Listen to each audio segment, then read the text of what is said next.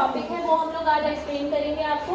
तो परसेंटेज बना कैसे है, परसेंटेज वर्ड कैसे बना है, ये आपकी बुक में भी गिवन है बेटा। पर वर्ड से बना है। पर का मतलब क्या होता है? फॉर ईच, यानी हर एक सेंट के लिए, फॉर ईच 100। ये एक लैटिन वर्ड है परसेंटम। परसेंटेज जो है वो एक लैटिन वर्ड परसेंटम से बना है, जिसका मतलब होता है पर 100। ठीक है, इससे बना है परसेंटेज। अच्छा, अभी हम बात करते हैं परसेंटेज को। जैसे हमने कहा कि 100 जब हमारा जो डिनोमिनेटर है अगर वो 100 हो तो फॉर्म को, फ्रैक्शन की फॉर्म को हम परसेंटेज बोलते हैं। फॉर एग्जांपल, आप इसका अगर डेफिनेशन आप लिखें तो percentage is the are numerator of fraction with yes, percentages are the numerator fractional with denominator 100. numerator of fraction with denominator 100. ये डेफिनेशन है जो मैंने अभी आपको बताई थी, with denominator 100। ठीक है, यानी ऐसे जो भी फ्रैक्शंस हैं जिनमें डिनोमिनेटर 100 है उसके न्यूमरेटर्स परसेंटेजेस होते हैं। फॉर एग्जाम्पल, अगर 100 में से 1 की बात कर रहे हैं, 1/100, ये फ्रैक्शन हमारे पास, तो ये 1 है, ये कितने परसेंट के बराबर होगा? ये 1% के बराबर होगा। अगर आप इसे डेसिमल की फॉर्म में लिखेंगे 0.01। ठीक है, तो ये हमारे पास एक ही नंबर को किस तरह से अलग अलग फॉर्म में, एक ही क्वांटिटी को किस तरह से हम अलग अलग फॉर्म में रिप्रेजेंट कर सकते हैं वो आप देखिए। फ्रैक्शनल फॉर्म, परसेंटेज वाली फॉर्म और डेसिमल फॉर्म। अब इसी के बारे में डिटेल में पढ़ते हैं। अगर हमारे पास न्यूमरेटर 100 ना हो तो हम परसेंटेज कैसे फाइंड करते हैं, देखिए।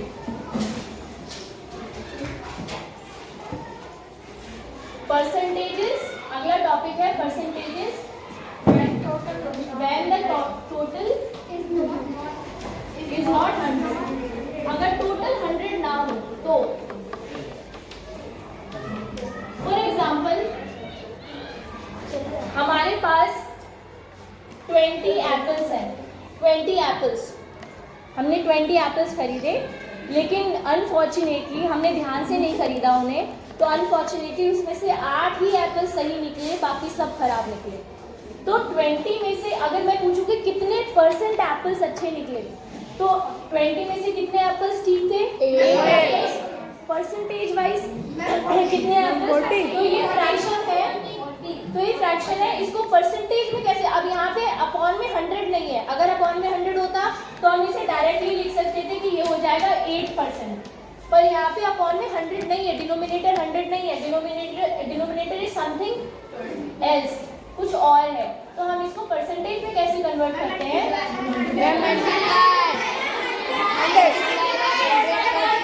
वेरी गुड, यस, मल्टीप्लाई करेंगे 100। तो यहाँ पर इसे अब हम सॉल्व करेंगे। 20 1s are 20, 25s are 100, 8 into 5 is 40%, यानी 40% एप्पल्स ही सही निकले, आधे से भी कम एप्पल्स सही निकले, है ना? तो कितनी परसेंट खराब निकले होंगे? 60%। नंबर में कितने एप्पल्स खराब निकले? यानी 12 60% के बराबर होगा। किसका 60%? 20 का 60%।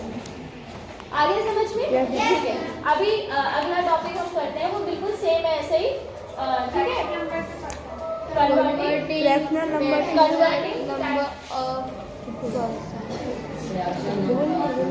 Converting fractional number two percentage.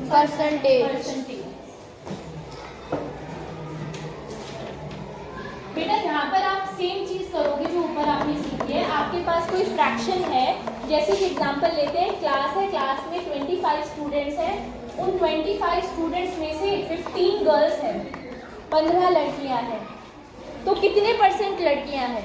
इसको फाइंड करने के लिए फ्रैक्शन को परसेंटेज में चेंज करना होगा। तो 15/25 इससे मल्टीप्लाई करके 100।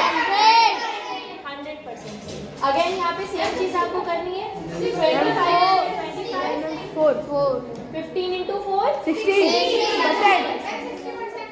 Yes 60% girls. तो लड़कियां बॉयज कितने परसेंट रह गए? और नंबर में 10. यानी 10 बॉयज 40% के बराबर है। 40% ऑफ वर्ड, 40% ऑफ 25 टोटल का। ठीक है, तो यहाँ पर हमने ये वाले टॉपिक्स कर लिए। अब हम अगला टॉपिक पढ़ रहे हैं, कन्वर्टिंग डेसिमल टू परसेंटेज। चलिए,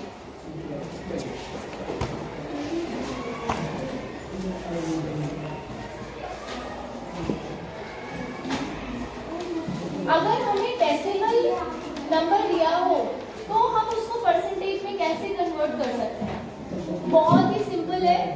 आपने पढ़ा होगा बेटा, जब हम फ्रैक्शन एंड डेसिमल चैप्टर पढ़ रहे थे ना, फ्रैक्शन एंड डेसिमल चैप्टर पढ़ रहे थे, तब हमने एक चीज सीखी थी कि हम डेसिमल को फ्रैक्शन में और फ्रैक्शन को डेसिमल में कन्वर्ट कर सकते हैं। राइट, हमने सीखा था। और अभी हमने सीखा कि हम फ्रैक्शन को परसेंटेज में कैसे बदल सकते हैं। तो ये वही कंटिन्यूइंग प्रोसेस है। देखिए, जैसे एग्जांपल है 0.75। एक तो इसे 75 नहीं पढ़ते हैं, ये पता है आपको। 0.75 इस डेसिमल नंबर को हमें परसेंटेज में कन्वर्ट करना है। ठीक है, तो इसे कैसे करेंगे? सबसे पहले इसे फ्रैक्शन में कन्वर्ट करेंगे। दिस इज डेसिमल, ये डेसिमल है, डेसिमल फॉर्म है। इसको फ्रैक्शन फॉर्म में कन्वर्ट करेंगे। 75 अपॉन 10 नहीं। देखो सुनो, कैसे पता चलता है, मैंने आपको बताया था क्लास में, पीछे से जितने प्लेसेस के बाद डेसिमल लगाए उतनी जीरोस नीचे आएंगे। कितने प्लेसेस के बाद डेसिमल लगाए? 2, 1 and 2, राइट। 100% अपॉन में आएंगे 2 जीरोस, यानी 100। 75 अपॉन 100, समझ में आ गया? ठीक है, अब ये कौन सी फॉर्म है? ये है फ्रैक्शनल फॉर्म। हमें पता है ना, अभी सीखा था हमने कि फ्रैक्शन को परसेंटेज में कैसे कन्वर्ट करते हैं। तो किससे करते हैं? 100% से। अच्छा, क्या हमें जरूरत है यहाँ पे 100% से? 75. ये पहले यस, ये फर्स्ट केस जो हमने पढ़ा था, जिसमें अपॉन में ऑलरेडी 100 दिया होता था, उसको हम डायरेक्ट लिख सकते हैं। तो ये हो गया हमारा परसेंट फॉर्म। बोलो, समझ में आया बेटा? यस। तो ये हमारा डेसिमल से परसेंटेज में कन्वर्ट करने का प्रोसेस है। एक और एग्जांपल लेते हैं ऐसे ही। चलिए, एक एग्जांपल है 0.2। 0.2 ये डेसिमल नंबर है। ठीक है, 0.2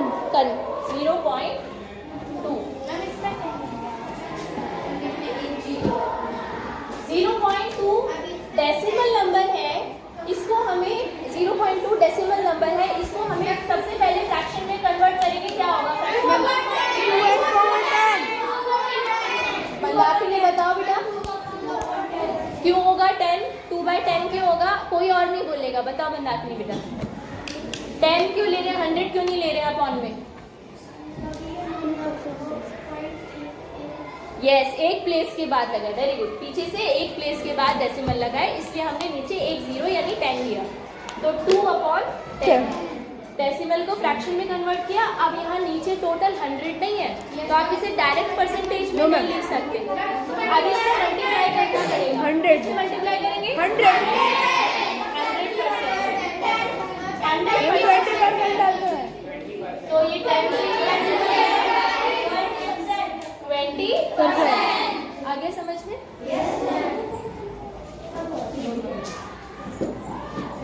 अब हम अगला टॉपिक सीखेंगे बेटा, कन्वर्टिंग परसेंटेज उल्टा करेंगे। परसेंटेज दी होगी उसको फ्रैक्शन में बदलेंगे और डेसिमल में बदलेंगे। ठीक है, तो चलिए नोट कीजिए पहले इसे।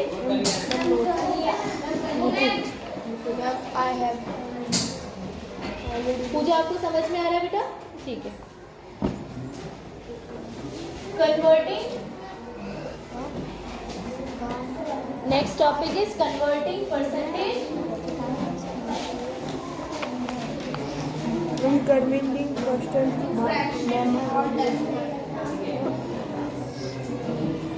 अब इसमें कितने टॉपिक हैं? 2 फ्रैक्शंस और मतलब या होगा। ठीक है, या तो फ्रैक्शन में कन्वर्ट करना हो या डेसिमल में कन्वर्ट करना हो, तो कैसे करना? चलिए देखिए, एग्जांपल लेते हैं। ये हमारे पास परसेंटेज दी हुई है, सपोज 10%। देखो इधर इसको फ्रैक्शन में कन्वर्ट करेंगे, बहुत ज़्यादा सिंपल है। 10% को फ्रैक्शन में क्या लिखेंगे? 10%। Very simple, right? आप डेसिमल में लिखिए अगर इस मैम नंबर को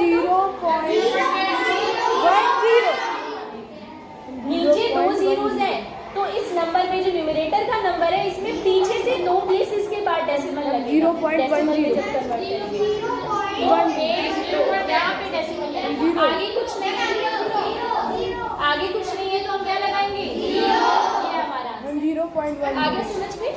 परसेंटेज को फ्रैक्शन में चेंज करना या डेसिमल में चेंज करना, क्लियर है? Yes ma'am. एक और एग्जांपल ले लेते हैं।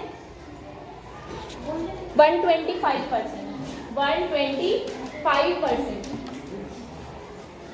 अच्छा, आप सोचोगे मैम 125% कैसे हो सकता है? कोई चीज़ 100% में तो पूरी हो जाती है, तो 125% कैसे हो सकता है? एक एग्जांपल देके समझाती हूँ।